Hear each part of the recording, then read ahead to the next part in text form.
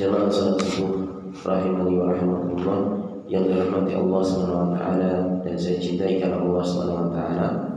Alhamdulillah, kita panjatkan syukur kepada Allah Subhanahu wa taala yang mana sampai detik ini kita masih diberikan hidayah dan juga taufik oleh Allah Subhanahu wa taala sehingga kita mau dan mampu menjalankan ibadah kepadanya yang ini merupakan tujuan diciptakannya kita di dunia ini. Mudah-mudahan Allah Subhanahu wa taala menerima ibadah kita, ya, khususnya salat subuh yang baru saja kita kerjakan. Allahumma amin. Baik, kemudian kita lanjutkan setelah kita melakukan ibadah salat subuh. Sebagaimana biasanya kita isi waktu sambil kita niatkan menunggu waktu syuruk, yaitu terbitnya matahari. Kita gunakan untuk zikrullah, yaitu berzikir kepada Allah Subhanahu wa taala, yang diantara bentuk zikir kepada Allah Subhanahu wa taala yaitu menuntut ilmu. Baik, sebagaimana biasanya kita masih melanjutkan pembahasan tentang syarah masail jahiliyah, yaitu penjelasan tentang perkara-perkara jahiliyah yang wajib kita ketahui sehingga kita bisa menghindarinya. Sebab kejelekan tidak akan mungkin bisa kita hindari kecuali kita mengetahui jenis-jenis, ya, macam-macam kejelekan tersebut. Sebagaimana ketika kita ingin melakukan kebaikan, tentunya kita juga perlu untuk mempelajari berbagai macam kebaikan yang ada. Baik, kita masuk pada al-mas'alatu al-hadiyatu wa thamanun, yaitu perangai jahiliyah yang ke-81. Qala al-muallif rahimahullahu ta'ala, berkata penulis, semoga Allah merahmatinya, al-ghulu fi atharil anbiya'i, yaitu ghulunya, berlebih-lebihannya mereka pada athar anbiya, yaitu bekas-bekas dari para nabi, ya. Ittikhadhu athari anbiya'ihim masajida kama dzukira an Umar, yakni mereka menjadikan bekas-bekas, ya, peninggalan-peninggalan para nabi mereka sebagai masjid-masjid sebagaimana yang disebutkan dari Umar bin Khattab. Nanti akan dijelaskan di sini. Ini matan atau ucapan penulis Syekh Muhammad bin Abdul Wahhab rahimahullah, singkat, ya, tapi nanti akan dijelaskan oleh Syekh Shalih Fauzan hafizahullah taala. Min dinil jahiliyah, di antara agama yang dianut oleh orang-orang jahiliyah, ittikhadhu athari anbiya'ihim masajida, yaitu menjadikan peninggalan para nabi-nabi mereka sebagai masjid-masjid, sebagai tempat-tempat ibadah, ya. Ai yusalluna indahum tabarrukan biha, yakni mereka salat di sisi athar tersebut, ya, di sisi peninggalan-peninggalan para nabi tersebut, tabarrukan biha, dalam rangka mencari berkah, ya. Jadi mereka menjadikan bekas-bekas yang pernah di situ dilakukan kegiatan oleh para nabi maupun orang-orang soleh, ya.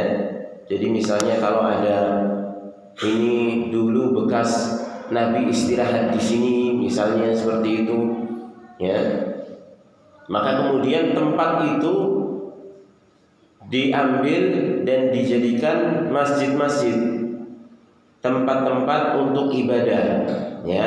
Sebagaimana kita tahu makna al-masajid, yaitu tempat-tempat untuk sujud, dan juga anggota-anggota sujud, artinya tempat untuk ibadah, ya, dan juga bisa bermakna adalah anggota badan sujud. Artinya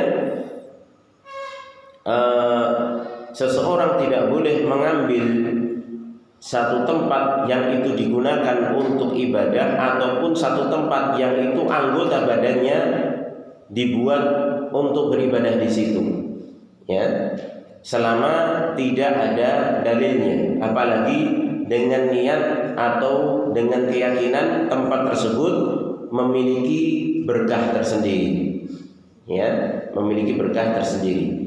Wal farqu baina hadhihi wallati qablaha anna allati qablaha ghuluwun fil ashkhas wa hadha ghuluwun fi atharil ashkhas. Lalu apa yang menjadi perbedaan antara pembahasan kita kali ini dengan pembahasan sebelumnya, pembahasan ke-80, ya, yang mana pembahasan kemarin yaitu hulunya orang-orang jahiliyah, berlebih-lebihnya orang-orang jahiliyah dengan sosok orangnya, dengan para nabinya, dengan orang-orang solehnya, ya. Ini hulunya orang-orang jahiliyah. Ini pembahasan yang lalu, ya.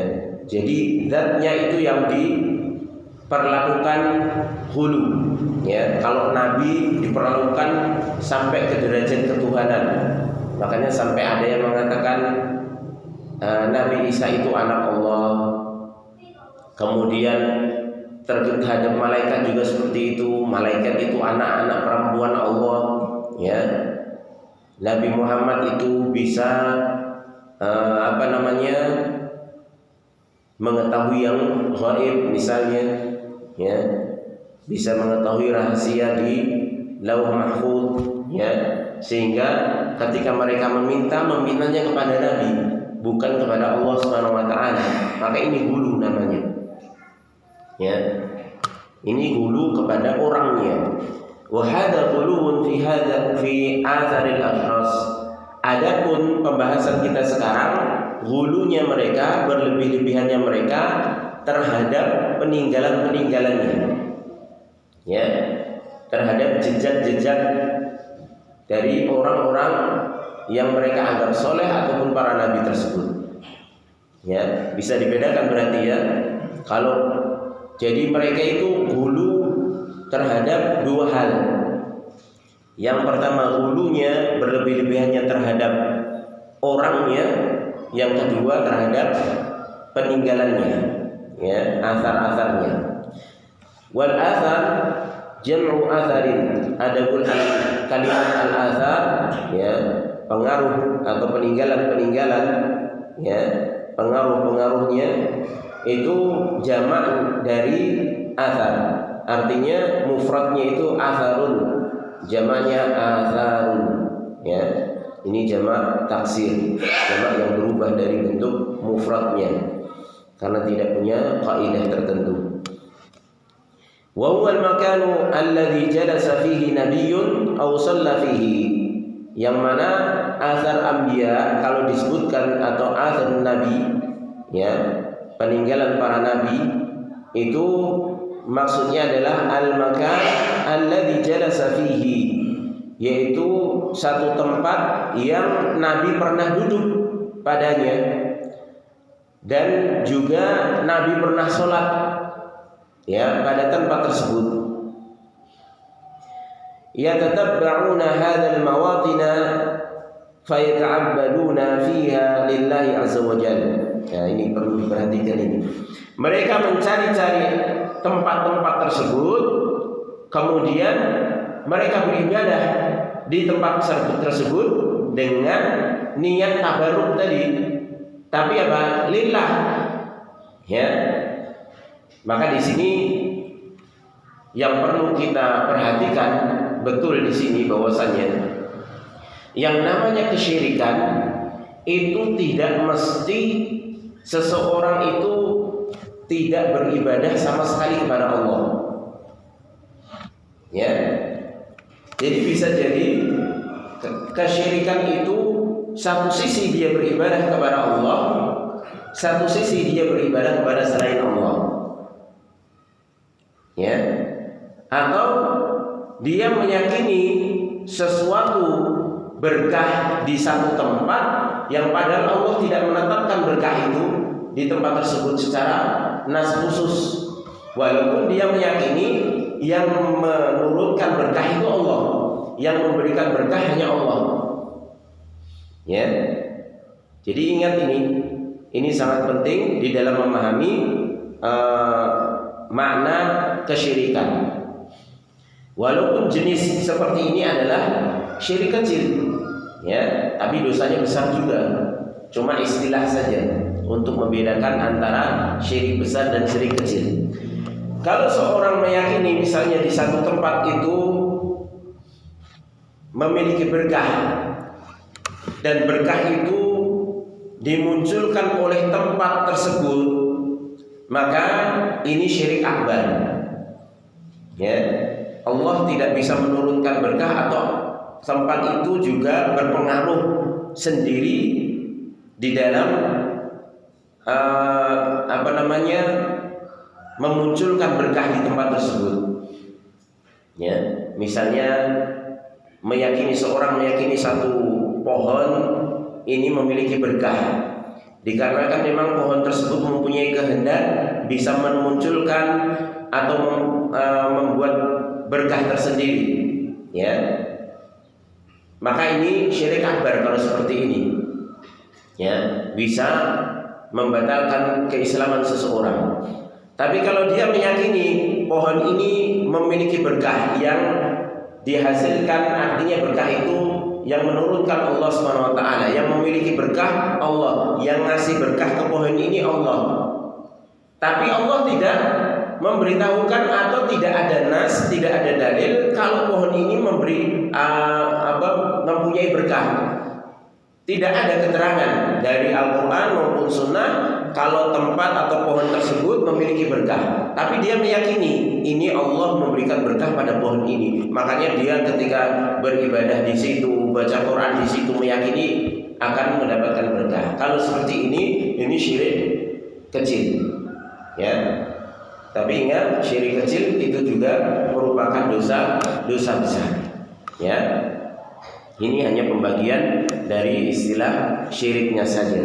Adapun dosanya sama-sama besar, ya, sama-sama tidak diampuni oleh Allah kalau tidak bertobat, ya. Cuman pelakunya tidak sampai keluar ke lingkaran agama Islam, ya. Tapi kalau sudah syirik akbar, ini bisa mengakibatkan pelakunya yang meyakini tadi kalau satu tempat tersebut memiliki, artinya bisa memunculkan berkah tersendiri, punya kehendak sendiri, ya, di luar kehendak Allah SWT, maka ini bisa syirik akbar, ya.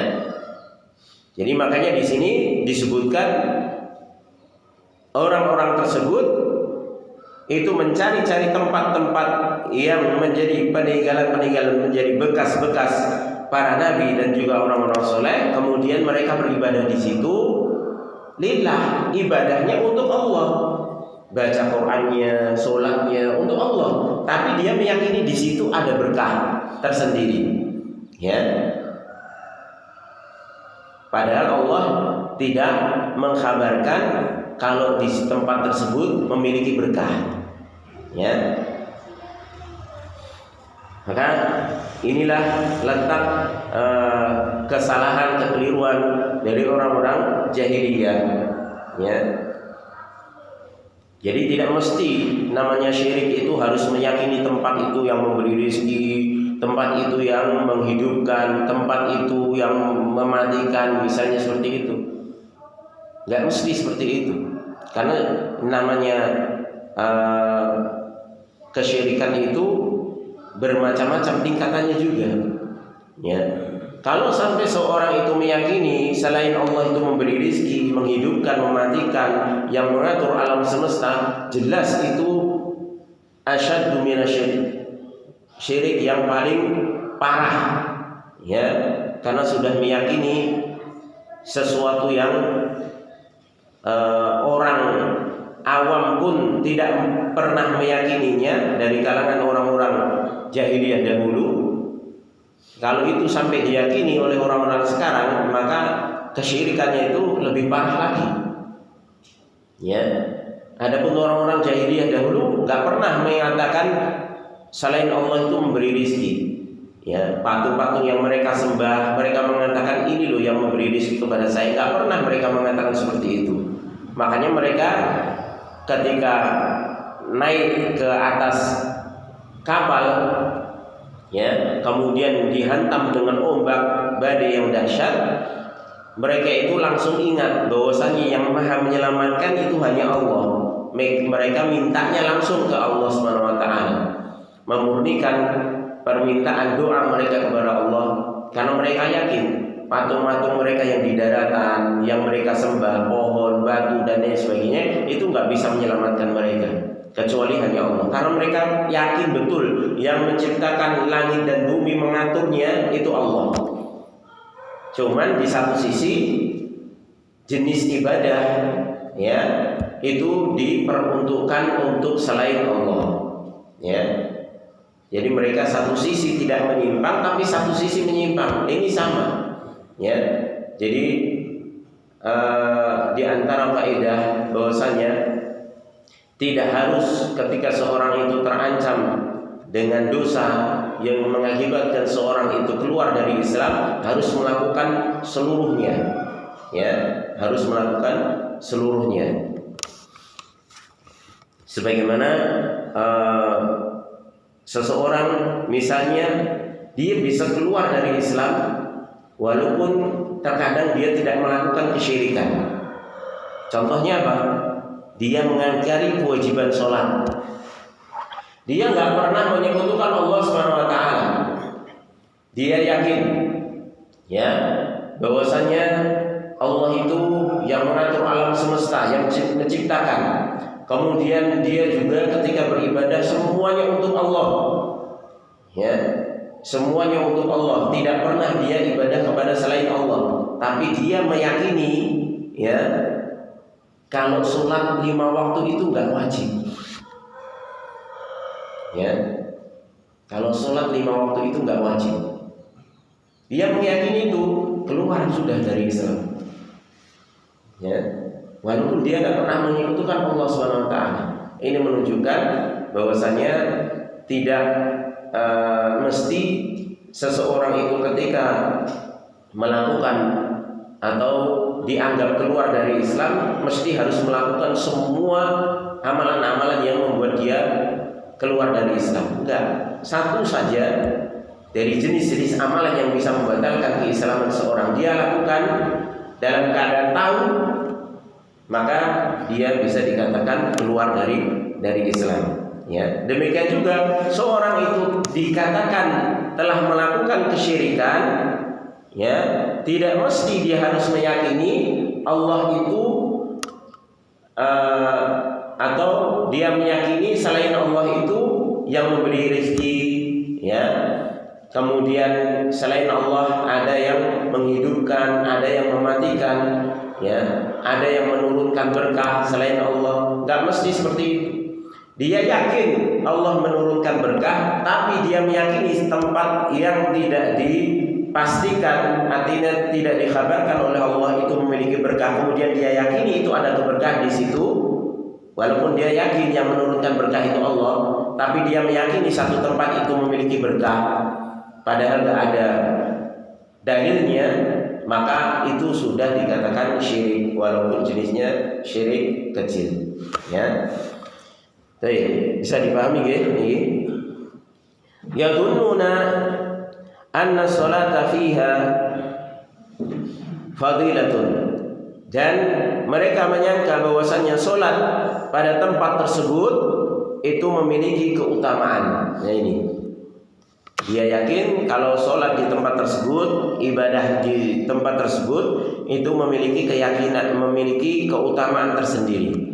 Padahal Allah tidak memberitahukan, Rasulullah SAW juga tidak pernah memberitahukan kalau tempat itu ada keutamaan tersendiri.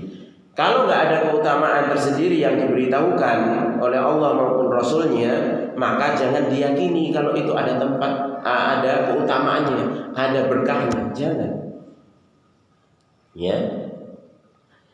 Mithlul ladzi yadhhabuna al-an ila ghari Hira. Ini dicontohkan langsung oleh Syekh Shalal Fauzan hafizahullah. Seperti contohnya orang-orang yang pergi sekarang ini ke Gua Hira. Gua Hira ini putih. Ya, simpul umrah benar. Gua Hira. Ya. Gua Hira niku manggene di Makkah. Ya. Yaitu di situ gua tempat Rasulullah SAW melakukan ritual ibadah, ya, kegiatan ibadah sebelum diutus menjadi nabi dan rasul.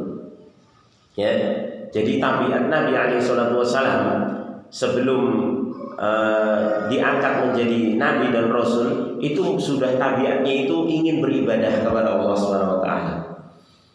Tabiatnya memang sudah lurus, ya.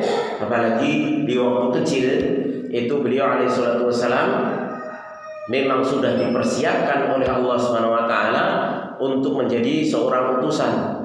Makanya ketika mengembala kambing, ya, mengembala kambing itu beliau pernah didatangi malaikat, kemudian dibelah dadanya, kemudian dikeluarkan hatinya, ya, dan kemudian atau jantungnya itu dibersihkan, ya, sehingga tidak ada tempat lagi bagi syaitan untuk menggodanya. Ya, tidak sebagaimana manusia yang lainnya. Kalau manusia yang lainnya memang syaitan itu yajri majrad dam, ya, sehingga memiliki tempat di hati masing-masing manusia untuk dia menggoda manusia. Adapun Nabi sudah dibersihkan itu sejak kecil. Bahkan terjadi 2 kali.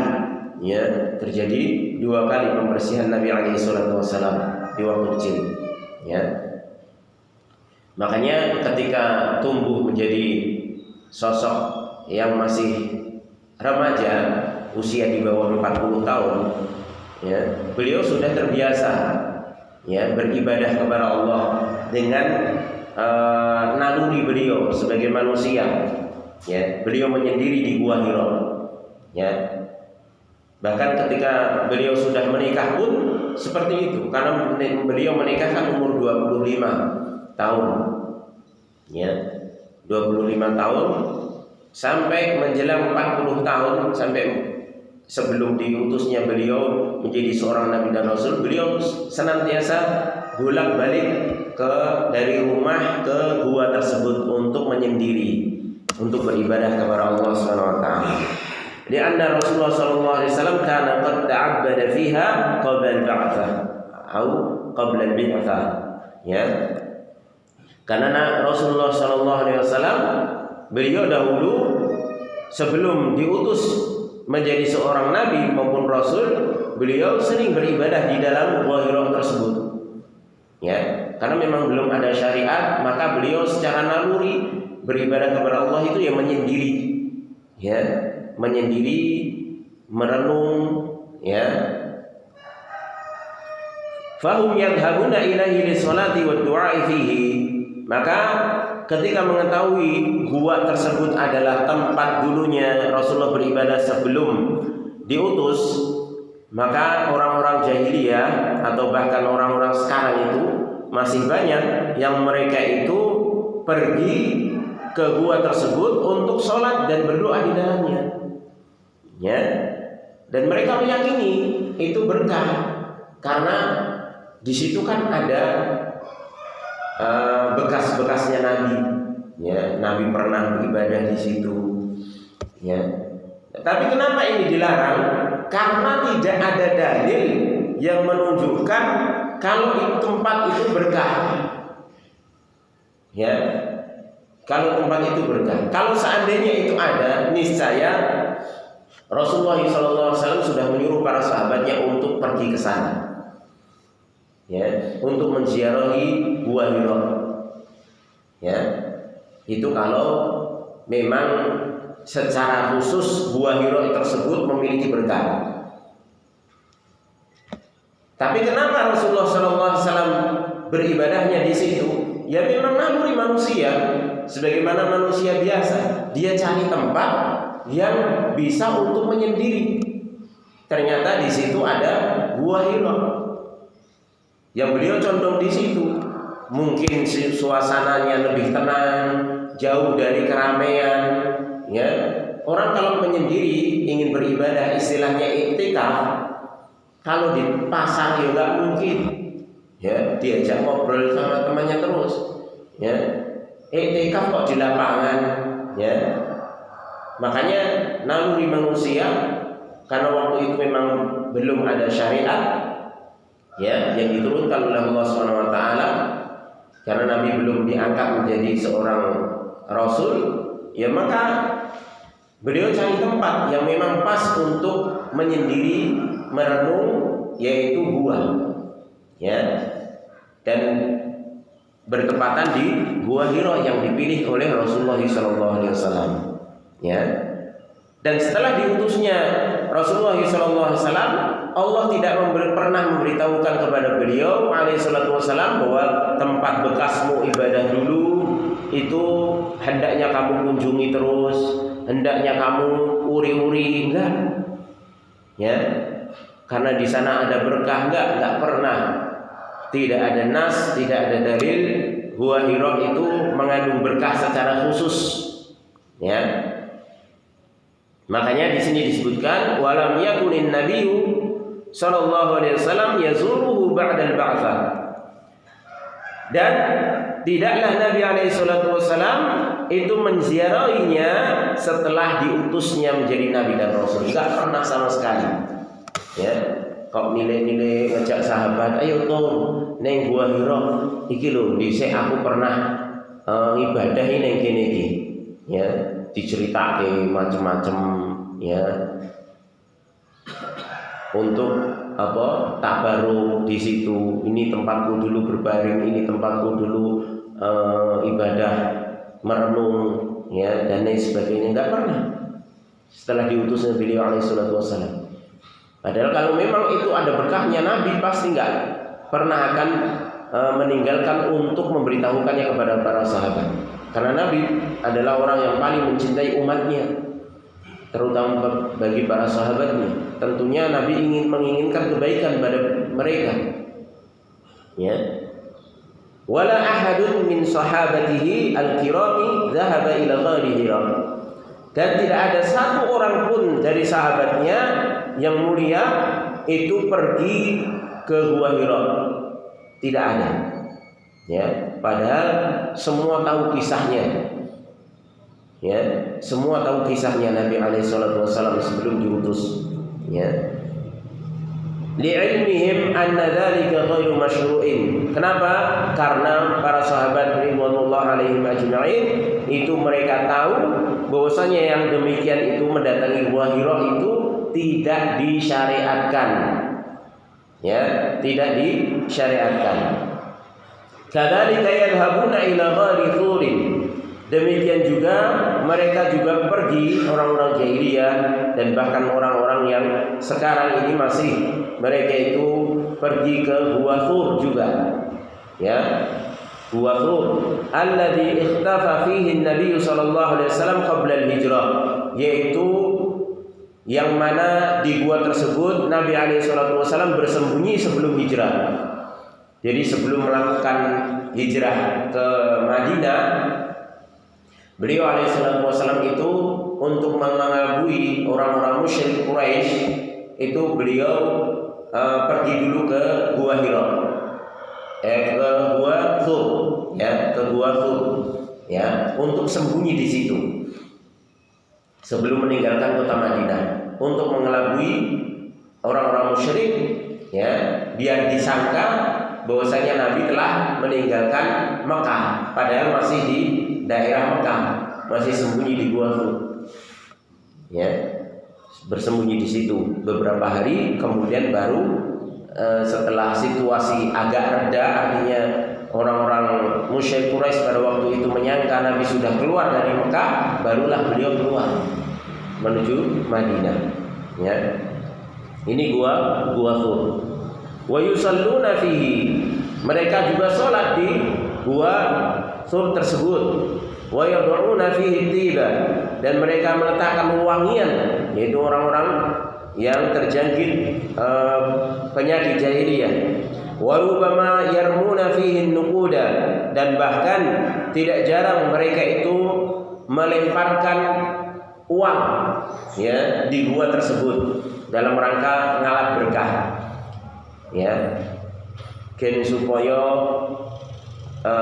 duitnya berkah, maka sebagian disedekahkan dengan niat tabarruk ya di Gua Thur tersebut ya. Maka ini tidak ada keterangan dari nas dari Al-Quran maupun Sunnah bahwasanya gua-gua tersebut itu memiliki berkah tersendiri ya. Memang itu pernah disinggahi Nabi SAW.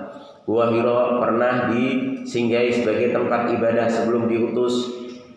Kemudian Gua Thur pernah disinggahi Nabi SAW bersama Abu Bakar As-Siddiq radhiyallahu anhu ya, untuk bersembunyi sebelum hijrah ke Madinah ya.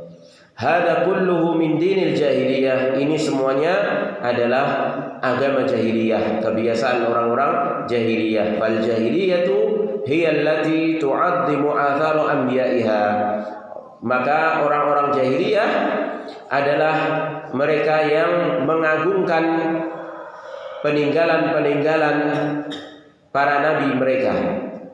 Walihada yaqulu Umar radhiyallahu anhu. Nah, ini yang disebutkan atau disinggung oleh penulis tadi. Dzukira an Umar, disebutkan dari Umar kisahnya ini. Umar bin Khattab lamma ra'a an-nasa yadhhabuna ila syajaratil bai'ah, ketika melihat manusia banyak berbondong-bondong menuju ke pohon bai'ah, yaitu bai'atul ridwan, yaitu bai'at yang terjadi ketika perjanjian Hudaybiyah. Ini tahun ke-6 Hijriah, yaitu ketika Rasulullah SAW bermimpi bahwasanya beliau umroh ke Baitullah. Maka kemudian dikabarkan mimpi tersebut kepada para sahabatnya. Kemudian para sahabatnya mendukung untuk melaksanakan umroh tersebut ke Baitullah, dan beliau tidak membawa persenjataan, bukan untuk perang mendatangi kota Mekah, tapi untuk ibadah. Ya, itu setelah kejadian 1 tahun setelah perang Khandaq. Ya, setelah 10.000 kaum musyrik Quraisy dibantu sekutu-sekutunya itu mengepung kota Madinah, tapi tidak berhasil. Akhirnya kembali ke negara masing-masing. Dan pada tahun ke-6-nya Rasulullah bermimpi melaksanakan ibadah umroh, dan akhirnya diwujudkan tahun ke-6 Hijriah menuju Makkah tanpa membawa persenjataan, tapi yang dibawa hanya sekedar pedang biasa, istilahnya sebagaimana seorang musafir zaman dahulu membawa senjata agar supaya terhindar dari gangguan mungkin binatang buas atau misalnya perampok dan lain sebagainya. Senjata biasa, bukan senjata untuk berperang besar-besaran, bukan. Ya. Maka ketika sampai Hudaybiyah dicegat oleh orang-orang musyrik Quraisy, tidak boleh masuk ke Mekah. Ya, tidak boleh masuk ke Mekah. Maka ketika itu terjadilah perundingan demi perundingan. Utusan diutus sampai beberapa kali utusan, kalau nggak salah sampai 4 kali atau 5 kali utusan dari pihak Quraisy mengutus utusan, ya, sampai akhirnya Rasulullah SAW pun mengutus utusan ke Mekah. Yang diutus kala itu yaitu Utsman ibn Affan radhiyallahu ta'ala anhu, ya, menantu beliau, ya. Dan ketika Utsman ternyata kok lama, ya, disuruh berunding tidak kembali, maka terdengar isu bahwa Utsman dibunuh, ya, isu bahwasanya Utsman dibunuh di Mekah, ya. Maka Rasulullah SAW pun membaiat para sahabat waktu itu, dan kebetulan tempat di situ adalah ada sebuah pohon. Maka Rasulullah berada di bawah pohon tersebut, kemudian mengumpulkan para sahabatnya yang berjumlah 1.400-an, ya. Kemudian membaiat beliau di atas kesetiaan, ya, untuk membela darah Utsman, ya, radhiyallahu anhu, ya, dan berjanji setia bersama Rasulullah SAW di dalam mendakwahkan agama ini, mempertahankan agama Islam ini, ya.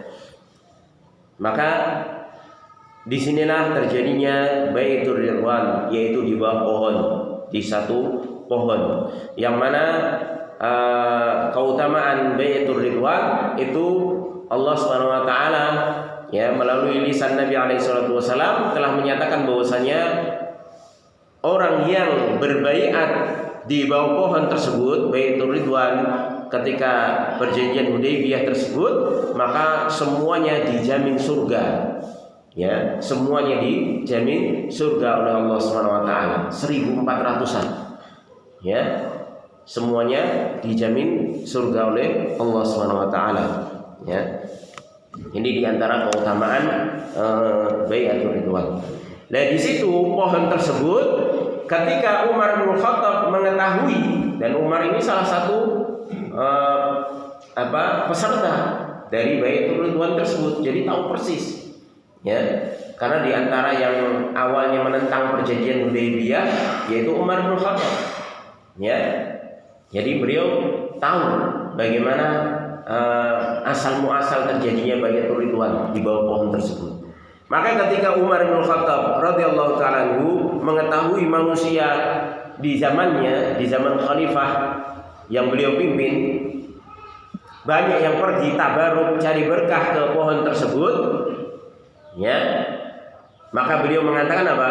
Innama ahlaka man kana qablakum annahum tatabba'u athara anbiya'ihim. Sesungguhnya yang membinasakan orang-orang sebelum kalian itu adalah mereka mencari-cari, ya, bekas-bekas peninggalan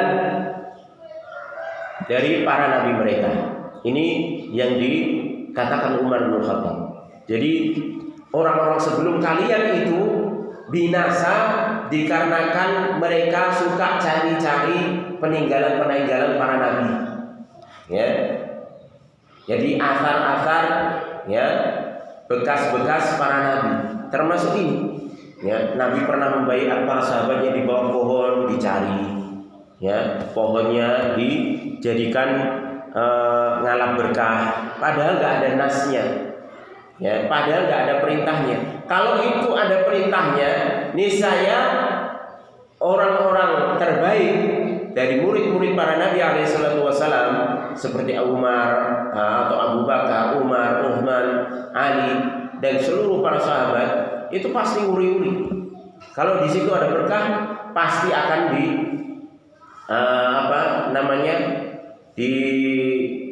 dirawat, ya, dijadikan peninggalan, ya, sejarah dan lain sebagainya.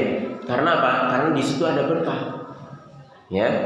Tapi ketika mereka paham bahwasanya itu tidak ada berkahnya, ya, tidak ada pemberitahuan dari nas bahwasanya pohon tersebut mengandung berkah, maka Umar pun mengatakan demikian ketika melihat manusia sudah mulai mendatangi pohon tersebut, ya, untuk cari-cari berkah, ya.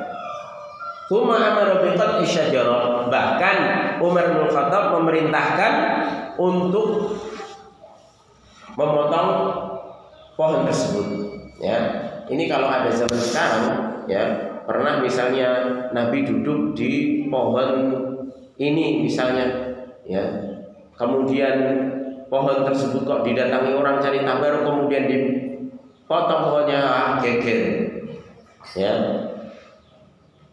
Jadi macam-macam beritanya, ya. Menghina Nabi lah, ya. Menghina syariat lah, dan lain sebagainya. Ini umat, ya. Dan itu peristiwa yang besar, ya. Bahkan dalam sejarah, makanya perjanjian Hudaybiyah itu dikatakan para ulama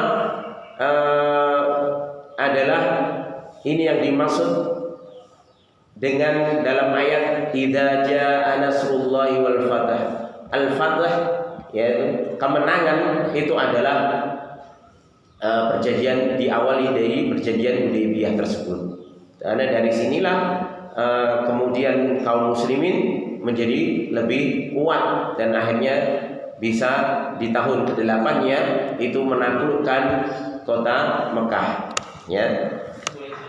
Dan ini peristiwa yang amat penting, ya. Perjanjian Hudaybiyah ini, Bai'atul Ridwan, ini peristiwa yang amat penting, ya.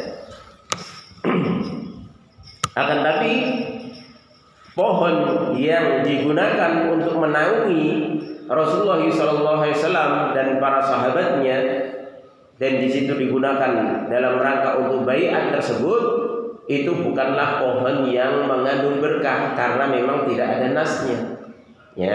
Maka menjadikan pohon tersebut menjadi berkah itu tidak pas. Nah, maka itu bisa menjerumuskan seorang kepada kesyirikan, ya. Makanya Umar memotong pohon tersebut, ya. Dipotong pohon tersebut agar supaya tidak dijadikan sebagai tempat untuk mengalap berkah. Wa hadhil amakin lam yaqsudha an-nabiy sallallahu alaihi wasallam litasyri'. Dan tempat-tempat ini, gua, kemudian pohon tadi yang disebutkan, itu tidaklah dimaksudkan Nabi alaihi salatu wasallam sebagai pensyariatan. Artinya Nabi tidak bermaksud untuk menjadikan gua tadi, gua Hira maupun gua Tur maupun pohon yang digunakan untuk baiat tadi itu untuk sebagai tempat ibadah, untuk disyariat, bukan maksud Nabi seperti itu. Amal amakin allati qasadaha an-nabiy sallallahu alaihi wasallam litasyri' mithlu salatihi 'inda maqami Ibrahim. Adapun tempat-tempat yang memang Nabi alaihi salatu wasallam maksudkan untuk pensyariatan, untuk disyariatkan ibadah di situ, itu seperti perintah sholat di makam Ibrahim, ya, makam Ibrahim, tempat berpijaknya Nabi Ibrahim. Kalau itu ada nasnya, memang kita disunahkan tempat di mana Nabi Ibrahim alaihissalatu wassalam itu berdiri membangun Ka'bah, itu memang secara nas diperintahkan dalam syariat kita. Ketika kita itu umroh atau haji, kita sholat di situ, di sisi makam Ibrahim. Bukan makam, ya, bukan kuburan. Kalau makam bahasa Jawa ini kuburan, tapi kalau makam itu bahasa Arab namanya tempat di mana seseorang itu berdiri. Makam Ibrahim berarti tempat di mana berdirinya Nabi Ibrahim ketika membangun Ka'bah dengan putranya Ismail, ya, alaihi wassalam, ya. Kalau itu memang secara nas Allah perintahkan sendiri. Kalau seperti itu, maka kita juga harus menaati. Artinya ketika ke sana kita memang disunahkan untuk sholat di samping makam Ibrahim tersebut, ya. Karena memang itu ada nas tersendiri. Makanya Nabi mensyariatkan bagi umatnya, ya, dan Nabi sendiri mempraktekannya. Tapi kalau tempat-tempat yang tadi seperti gua, pohon yang pernah digunakan baiat, gua yang pernah dijadikan untuk bersembunyi ataupun merenung, itu nggak pernah, ya, diperintahkan kepada umatnya untuk disyariatkannya ibadah di situ, ya. Amalan biqaulihi ta'ala, adapun salat di makam Ibrahim, di sisi makam Ibrahim itu amalan dengan firman Allah Subhanahu wa taala dalam surah Al-Baqarah ayat 125. Wattakhidhu min maqami Ibrahim musalla. Langsung Allah Subhanahu wa taala sendiri yang memerintahkan. Dan ambillah, jadikan dari maqam Ibrahim tersebut musalla, tempat untuk sholat. Ya, tempat dilaksanakannya sholat. Makanya ada sunnahnya sholat di sisi maqam Ibrahim. Ya, dan ini syariat. Ya, kalau ini jelas ada. Ya, kalau ini nggak ada perintahnya dari Allah maupun Rasulullah SAW, ya kita nggak akan ambil. Karena ini ada perintahnya, maka kita yakini bahwasanya itu memang diperintahkan oleh Allah untuk dijadikan tempat sholat. Ya, fa innaha tushra'u sholatu fiha iktidaan bin Nabi sallallahu alaihi wasallam. Maka sholat di sisi maqam Ibrahim itu dalam rangka iktidaan, ya, mengikuti, mencontoh Nabi alaihi salatu wasallam. Nabi sholat di situ karena memang Allah perintahkan, dan itu kemudian terus disyariatkan bagi umatnya. Ya. Amma julusuhu fi ghari Hira wa fi ghari Tur, atau julusuhu fi tariqi baina Makkah wal Madinati li istirahah, fa hadha lam yaf'alhu min ajli tashri', wa innama fa'alahu ittifaqan wa lil hajah. Adapun duduknya Nabi alaihi salatu wasallam di Gua Hira ataupun Gua Tur, atau duduknya beliau alaihi salatu wasallam di jalan antara Mekah dan Madinah ketika hijrah untuk istirahat, maka tidaklah beliau melakukan hal tersebut itu dalam rangka mensyariatkan, nanti nek saya sudah meninggal kamu juga cari tempat saya duduk ketika saya hijrah dari Mekah Madinah. Ya, duduk saya sekian kali di tempat ini dan ini, kemudian saya sholat di sini dan di sini. Ya, itu nggak pernah Rasulullah SAW memerintahkan hal demikian.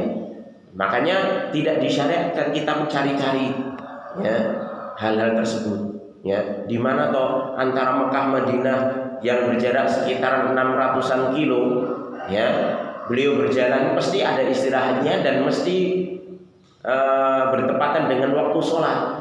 Ya, maka nggak pernah diriwayatkan beliau merinci, saya istirahat di sini, kemudian sholat di sini, kemudian nanti kamu cari tempat ini dan ini. Nggak pernah. Makanya kalau nggak pernah, nggak ada pemberitahuan dari Nabi SAW, ya, maupun dari Al-Quran sendiri, maka tidak boleh kita cari-cari tempat tersebut. Ya, kemudian kalau ketemu dibangun, jadikan masjid, ya, diyakini itu berkah. Kenapa? Karena ini tempat istirahat Nabi dulu ketika hijrah. Ya, nggak boleh seperti itu. Ya, karena Nabi melakukan hal tersebut ittifaqan, ya, hanya bertepatan lil hajah, untuk kebutuhan saja. Jadi pas Nabi berjalan di satu tempat, kebetulan waktu sholat, ya beliau sholat. Masa waktu sholat nggak sholat? Ya, beliau sholat. Ya, waktu sholat di situ, kebetulan di situ. Sebagaimana kita, sebagaimana manusia biasa, ketika kita pergi ke Jakarta, ya jaraknya juga sama ya, Mekah Madinah seperti Solo Jakarta, 600-an. Ya, itu kalau kita pergi ke Jakarta, misalnya kita bawa motor atau bahkan jalan. Kalau dahulu Nabi SAW jalan pakai onta, gantian sama Abu Bakar. Ya, itu ketika di tengah jalan bertepatan sholat zuhur, ya sholat zuhur di situ. Sholat asar, ya sholat asar. Sholat maghrib, ya sholat maghrib. Ya, tidak milih-milih tempat. Beliau dimanapun dapat waktu sholat di situ, ya sholat. Beliau capek, ya istirahat. Ya, jadi bukan untuk dalam rangka mensyariatkan pada umatnya. Saya istirahat di sini, nanti jadikan masjid. Saya istirahat sholat di sini, nanti jadikan tempat ibadah masjid di sini. Enggak. Ya, ini karena fitrahnya manusia. capek, istirahat. Tiba waktu sholat, seorang muslim sholat di situ. Fayajibu an yufarriqa baina hadza wa hadza. Maka wajib bagi seorang untuk membedakan antara perkara ini dan ini. Artinya perkara yang memang itu disyariatkan dan perkara yang tidak disyariatkan. Kalau maqam Ibrahim jelas, ya, Allah sendiri mengatakan wattakhidhu min maqami Ibrahim musalla. Jadikan tempat berdirinya Nabi Ibrahim alaihissalatu wassalam itu tempat sholat. Ya.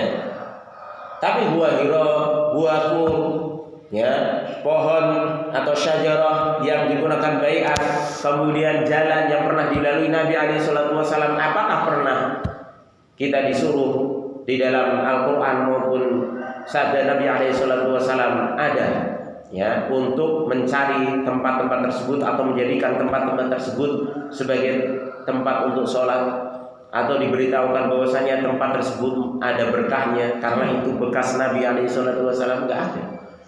Kalau Nabi memang berkah, tapi bekasnya itu selama tidak ada nas maka tidak bisa dijadikan dalil atau dianggap bahwasanya bekas tempat berdirinya Nabi itu memiliki berkah. Enggak, ya.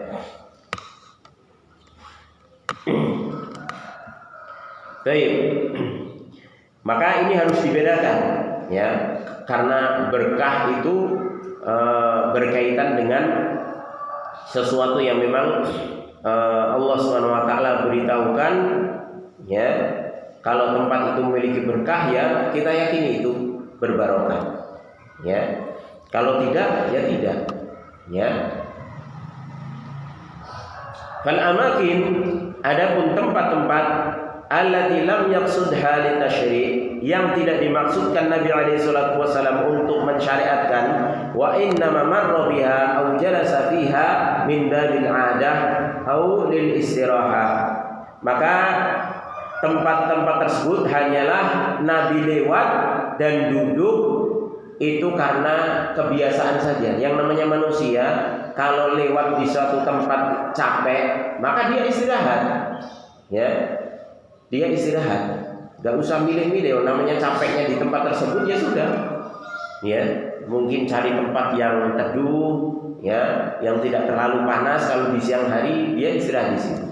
Kalau di malam hari mungkin dia cari tempat yang aman dari binatang buas dan lain sebagainya, dia istirahat di situ, ya.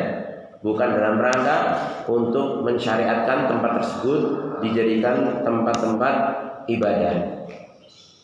Aw sadafathu as-salatu wa shalla fiha min ghairi qasdin laha, atau ketika sholat atau bertepatan dengan waktu sholat, ya, maka Nabi alaihi salatu wasallam sholat pada tempat tersebut tanpa disengaja. Artinya saya harus sholat di sana karena di sana ada berkahnya, enggak seperti itu.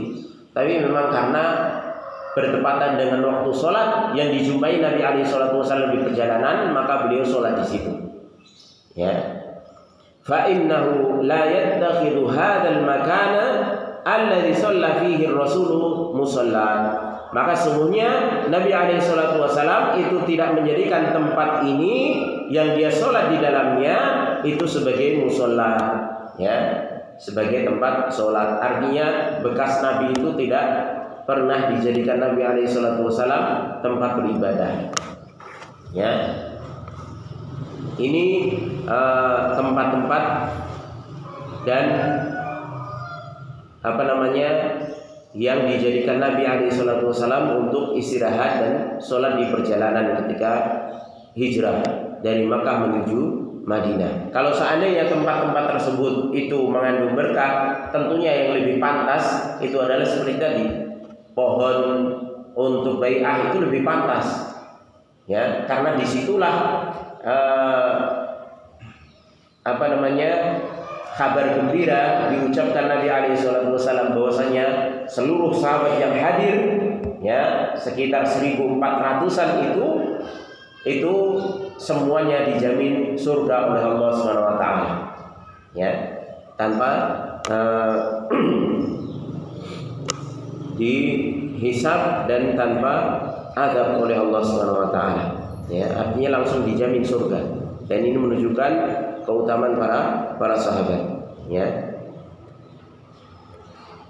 Kemudian juga Gua Thur, Gua Hira itu juga lebih pantas, ya.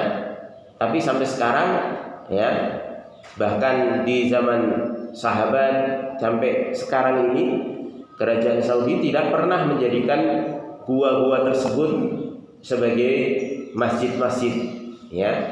Bahkan kalau di situ ada kertas-kertas permohonan, doa dan lain sebagainya di situ, itu setiap beberapa mesti dicek sama petugas untuk dibersihkan, ya.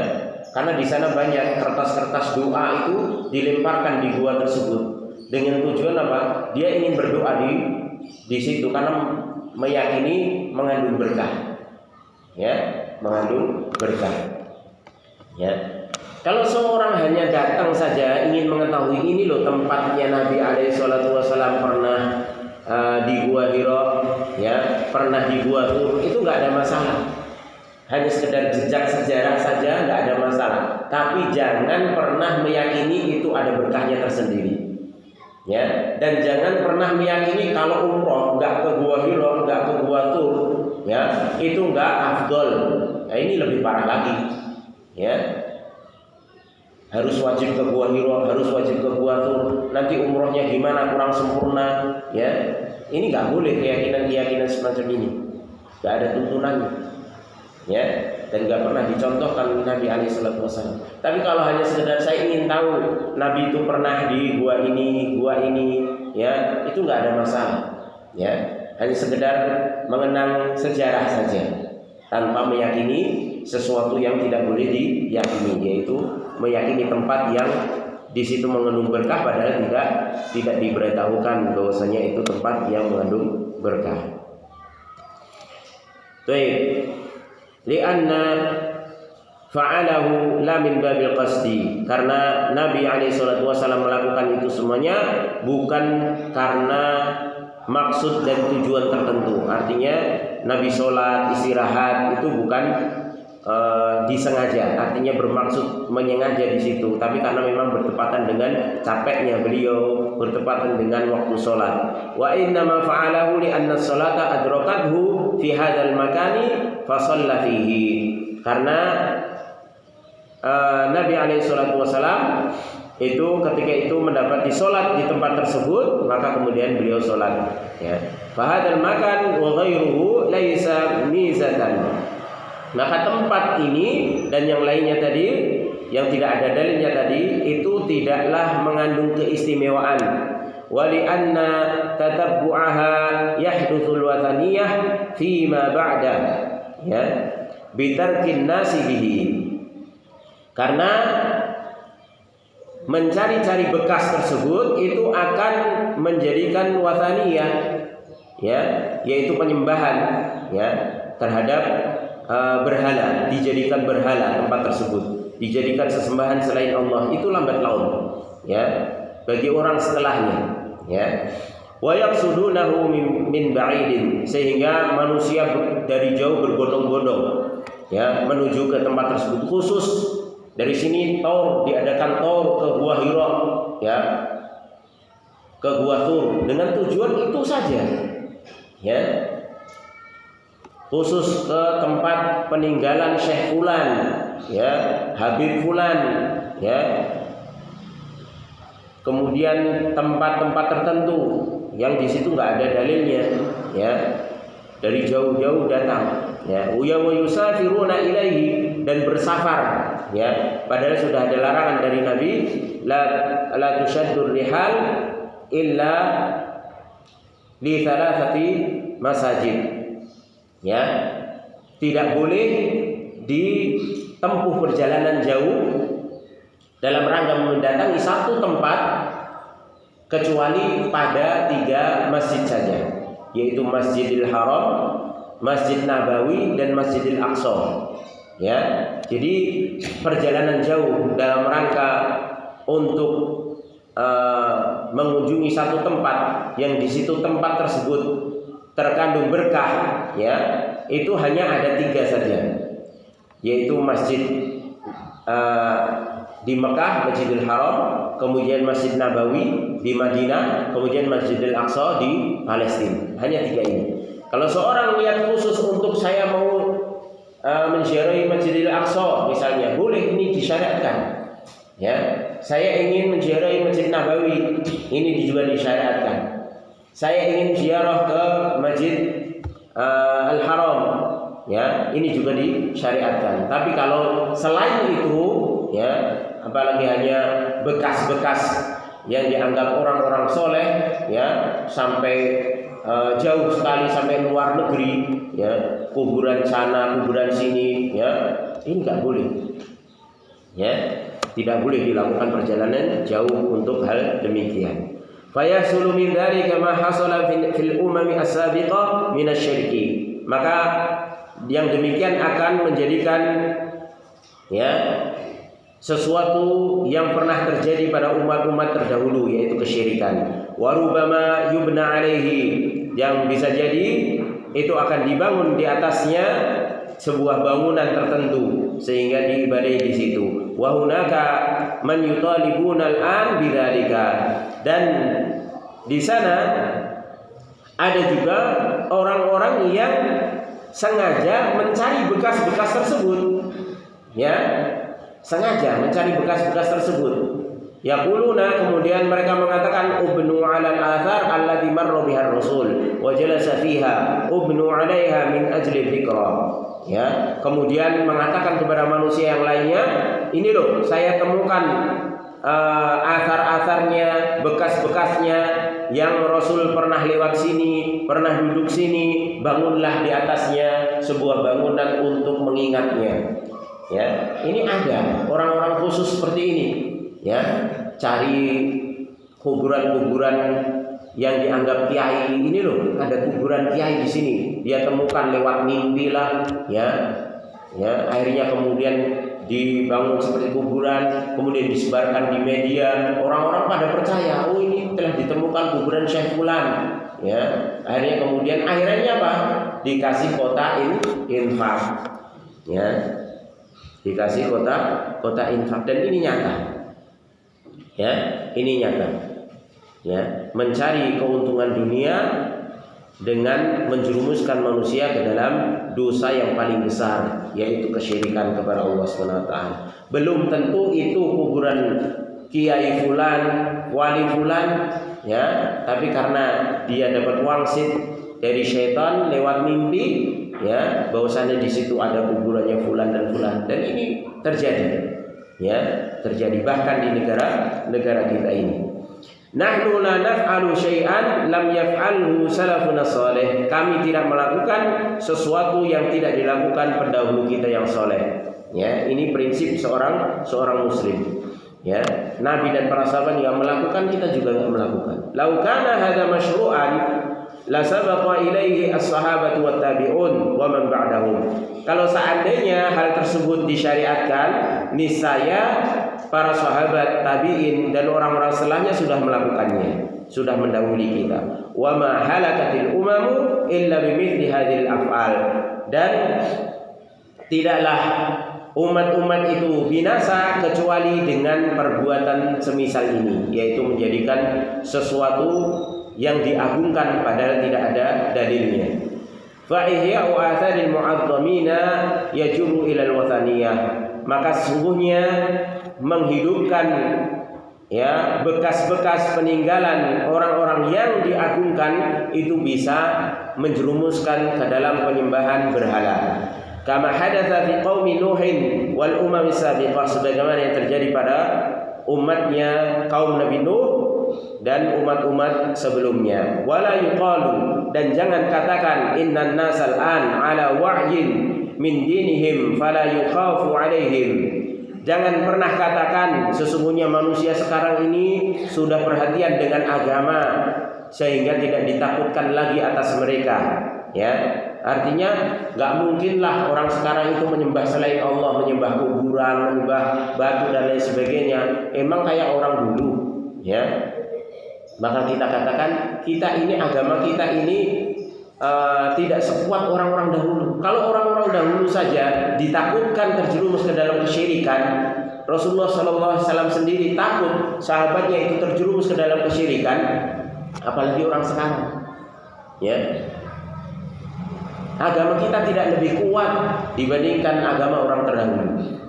Ya, li'annaha ta'ti ajyalun jahiliyah, karena akan datang generasi-generasi yang bodoh.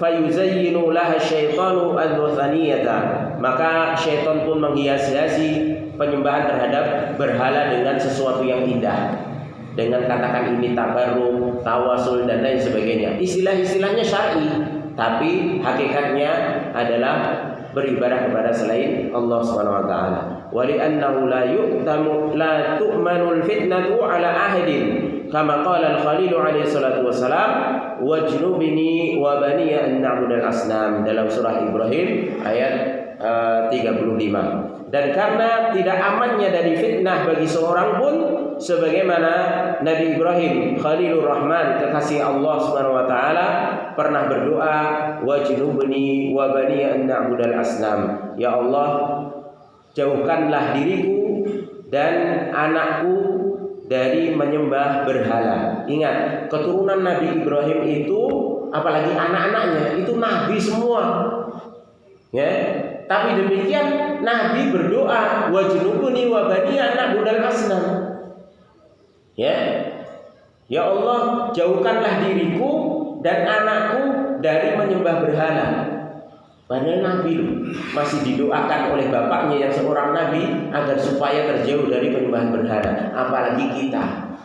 Maka jangan pernah merasa aman. Jangan karena pernah katakan sekarang ini manusia kan pinter-pinter. Ya. Kemarin aja ada seorang dokter saja, ya, yang notabene tidak semua orang bisa jadi dokter kan, harus pandai kan. Dokter saja itu beli lampu Aladin, Insya Allah sampai miliaran itu. Katanya di situ nanti bisa menggandakan uang. Itu aja ketipu kok. Ya, bukan ketipu manusia tapi ketipu syaitan. Syaitan yang nipu dia. Itu dokter. Dokter, ya. Belum lagi kemarin dokter juga seperti itu. Ya, S3. Notabene orang intelektual pandai. Itu ketika menanggapi di sana ada jembatan, kemudian disembelihkan kepala kerbau, itu katanya apa? Ini bukan syirik, tapi ini pinter negosiasi dengan jin katanya. Yang harusnya jin itu minta tumbal manusia, tapi jin setelah dinego hanya minta tumbal kepala kerbau. Iki sing pekok sopo, sing bodoh sopo. Ya, dokter ini. Ya, sampai demikian. Makanya jangan pernah katakan sekarang ini orangnya pinter-pinter. Malah justru yang nggak pernah belajar agama, walaupun titelnya selangit, itu rawan ditipu. Ya, bukan ditipu manusia. Kalau manusia mungkin nggak bisa nipu, ya, tapi ditipu oleh syaitan. Ya, sama kesyirikan. Ya, mau dikorbankan apapun, bahkan lalat sekalipun kalau yang dikorbankan untuk jin, untuk syaitan, ya, yang diyakini itu menunggu tempat tertentu, itu namanya syirik, syirkul akbar.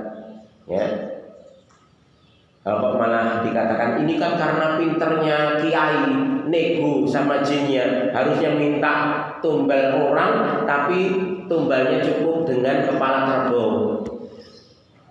Na'udzubillah, nas'alullah salamata wal afiyah. Maka ini pentingnya kita terus belajar, terutama masalah tauhid. Jangan pernah kita merasa aman. Nabi saja nggak aman, nggak pernah merasa aman. Nabi Ibrahim itu senantiasa khawatir terhadap dirinya maupun anak-anaknya. Padahal anak-anaknya seluruhnya Nabi. Ya, anak-anaknya Nabi Ibrahim seluruhnya Nabi, bahkan cucunya Nabi. Ya, Nabi Yusuf, ya, cicitnya ini Nabi. Ya. Tapi terus beliau berdoa untuk dirinya dan juga anaknya. Wajnubni wa bani an na'budal asnam. Ya Allah, jauhkanlah diriku dan anak-anakku dari menyembah berhala. Ya. Padahal kita tahu yang namanya Nabi pasti jauh dari kesyirikan. Segala jenis bentuk kesyirikan pasti jauh. Tapi demikian tetap merasa khawatir sehingga terus berdoa kepada Allah Subhanahu wa taala. Apalagi kita. Maka kita jangan pede dengan apa yang telah kita pelajari, apa yang telah kita ketahui. Terus kita berdoa kepada Allah Subhanahu wa taala sehingga kita betul-betul dijauhkan dari menyekutukan Allah Subhanahu wa taala. Kita cukupkan sampai di sini dulu. Kurang lebihnya saya mohon maaf. Mudah-mudahan bermanfaat. Kita tutup dengan doa kafaratul majelis. Subhanakallahumma wa bihamdika asyhadu an la ilaha illa anta astaghfiruka wa atubu ilaik. Wassalamualaikum warahmatullahi wabarakatuh.